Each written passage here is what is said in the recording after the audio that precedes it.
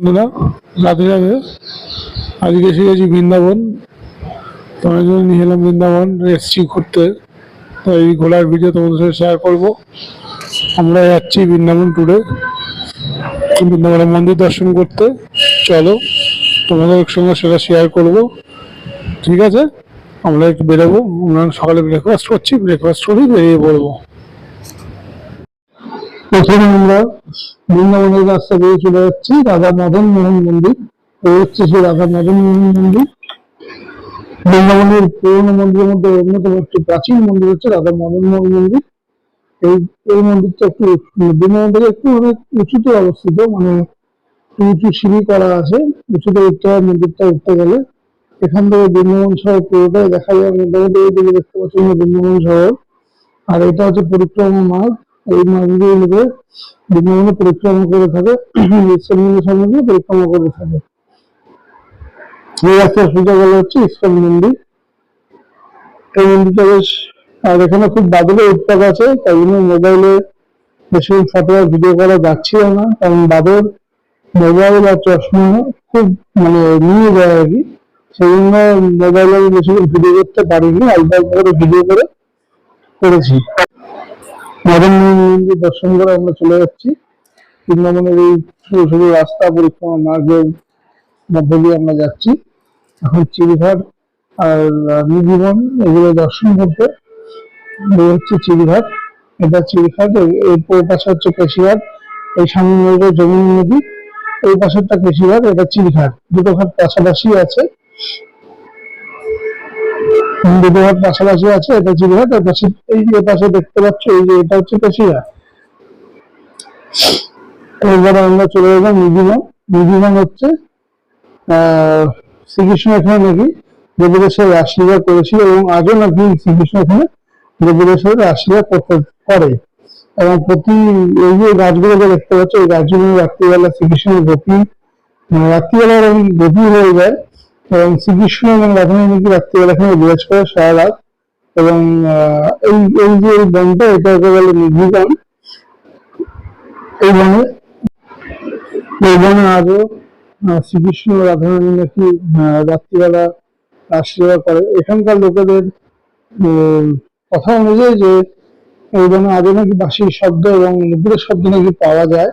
এখানকার লোকেরা অনেকেই নাকি শুনেছেন, যারা আশেপাশে থাকেন তারা নাকি শুনেছেন নুপুরের শব্দ, বাঁশির শব্দ। আর যখন মন্দির বন্ধ করে সন্ধ্যাবেলা মন্দিরে কাউকে থাকতে দেওয়া হয় না, রাত্রিবেলা সন্ধ্যাবেলা রাত্রিবেলা কাউকে থাকতে দেওয়া হয় না মন্দিরে। ভোরবেলা মন্দির খোলা, সন্ধ্যাবেলা ঠাকুর মশাই মন্দির বন্ধ করে চলে যান। এবং ভোরবেলা যখন আসেন দেখেন চুড়ি আলতা সিঁদুর সব ছড়িয়ে ছিটিয়ে পড়ে থাকে মন্দিরের বাইরে। এটা এখানকার নাকি একটা অলৌকিক ঘটনা, এখানে এটা সবাই বলে থাকে। এটা আমি শুনেছি, তাই আপনার সঙ্গে শেয়ার করলাম।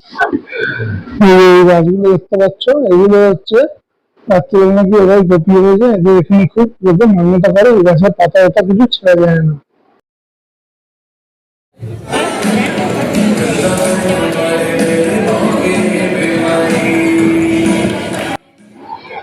এই মন্দিরটা রাধা দামোদর মন্দির, এটা নিধিবনের পাশেই রয়েছে। এটাও খুব প্রাচীন মন্দির।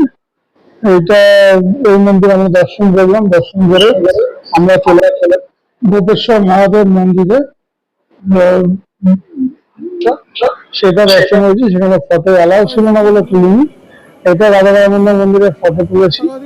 আর অনেক মন্দিরের ভিডিও ফটো অ্যালাউ নেই, সেই জন্য অনেক জায়গায় ভিডিও ফটো করা যায়নি। এটা হচ্ছে রঙ্গনাথজির মন্দির। এটা হচ্ছে রঙ্গনাথজির মন্দির। এই মন্দিরটা গুপ্ত মহাশয়ের কাছেই আছে। এটাও খুব প্রাচীন মন্দির, বৃন্দাবনের প্রাচীন মন্দিরের মধ্যে একটি অন্যতম মন্দির রঙ্গনাথজির মন্দির। দেখো কি সুন্দর মন্দিরের ডেকোরেশন করেছে এবং কি সুন্দর কারুকার্য করা হয়েছে মন্দিরের। এই মন্দিরে একটা মিউজিয়াম আছে, মিউজিয়ামটা দেখাচ্ছি একটু পরে। মন্দিরের হচ্ছে বেরোনোর রাস্তা, এটা হচ্ছে মন্দিরের ভেতরটা আর কি। এখান থেকে এই হচ্ছে মন্দিরের চাতাল। এটা মন্দিরের মিউজিয়াম। এটা এটাও তোমরা দেখতে পারো, আমরা গেছিলাম দেখতে। এটা 10 টাকা করে টিকিট নেয়। খুব সুন্দর মিউজিয়ামটা। এখানে স্পেসিফিক কিন্তু সোনার আর রূপোর জিনিস আছে, এগুলো তামানো, এবং যেগুলো সোনা এগুলো অ্যাকচুয়ালি সোনার জিনিস আর রূপের জিনিস, ওরা যেটা বললো সেটাই বলছি। সোনার রূপে দিয়ে করা, কিছু আছে সোনার জিনিস, কিছু রূপের জিনিস, এগুলো বিভিন্ন মূর্তি করে রেখে দিয়েছেন ওনারা। এই মিউজিয়ামটা তোমরা দেখে আসতে পারো যদি যাও, খুব সুন্দর। তোমরা দেখতে থাকো, কি সুন্দর মিউজিয়াম। এখানে অনেক বিভিন্ন টাইপের মূর্তি আছে, এগুলো সোনার। এটা রঙ্গনাথজির মন্দিরের ভেতরেই রয়েছে এই মূর্তি মিউজিয়ামটা।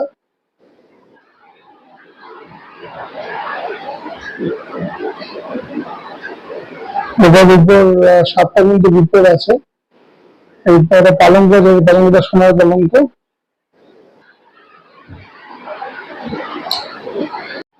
রঙ্গনাথ মন্দিরের সোনার খাম্বা আছে, অনেকে সোনার তাল গাছ বলে, অনেকে সোনার খাম্বা বলে। এটা হচ্ছে রঙ্গনাথজির মন্দির থেকে আমরা চলে গেলাম বৃন্দাবনের বহু পুরনো মন্দির, দেবী কাত্যায়নী মন্দির। এটা হচ্ছে দেবী কাত্যায়নী। এখানে মন্দিরের ভিতরে ফটো বা ভিডিও করা নিষেধ আছে, সেই জন্য আমরা এখানে ওই জন্য ভিডিও করা যায়নি। এটা হচ্ছে গোদাপিয়া মন্দির।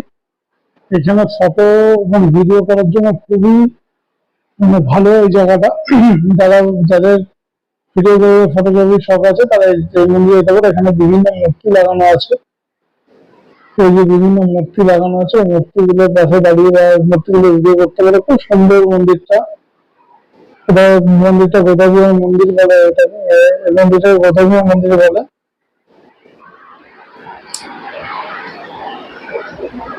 তোমরা দেখতে পাবে মূর্তিগুলো খুব সুন্দর মূর্তি। এখানে একটা কথা বলে রাখি, ভিডিও বা ফটো করার সময় বাদরের থেকে সাবধান। বাদর কিন্তু এখানে মোবাইল, চশমা এগুলো সব কেড়ে নিয়ে যায়। বাদর খুব খুব বাদর আছে বৃন্দাবনে, সারা বৃন্দাবন বাদর ছড়িয়েছিতে। ওই জন্য ভিডিও ফটো খুব সাবধানে করতে হবে।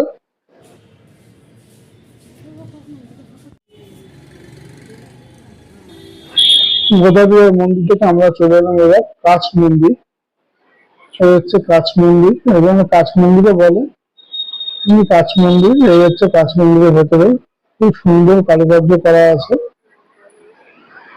দেখো কি সুন্দর কাঁচের কারুকার্য করে রেখে দিয়েছে, খুব সুন্দর কাছ মন্দিরের ভেতরটা।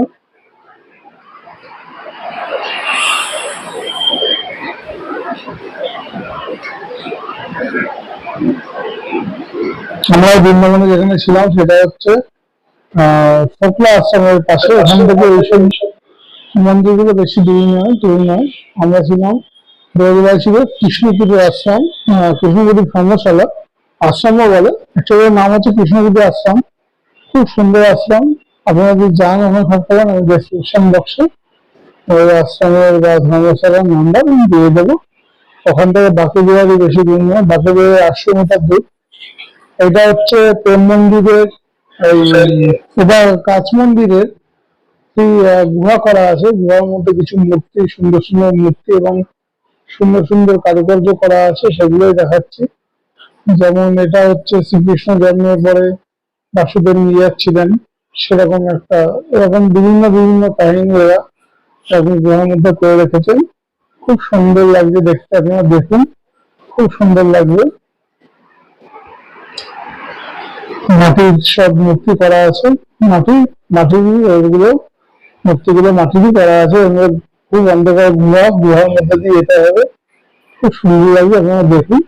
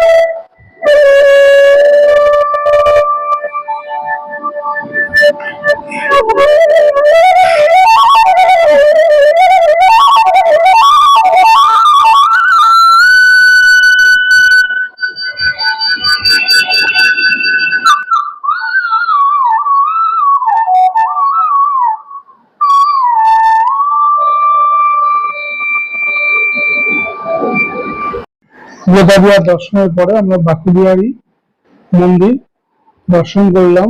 বাঁকুবিহারীর মূর্তি আপনারা দেখতে পাচ্ছেন। আর এটা হচ্ছে রাধা বল্লভ মন্দির। এই মন্দিরটা বাঁকুবিহারীর পাশেই আছে। পাশে এটা বহু প্রাচীন মন্দির।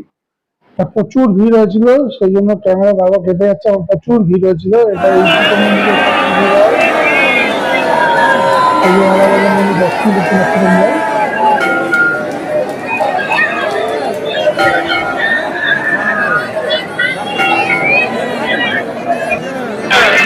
রাধা বল্লভ মন্দিরের পাশেই একটা মন্দির ছিল। আর আমরা যে যে জায়গায় গেছি বৃন্দাবনে, সেগুলো এরপরে ভিডিওতে আপলোড করে দেবো। তোমরা দেখতে থাকো, পছন্দ হলে লাইক দিও।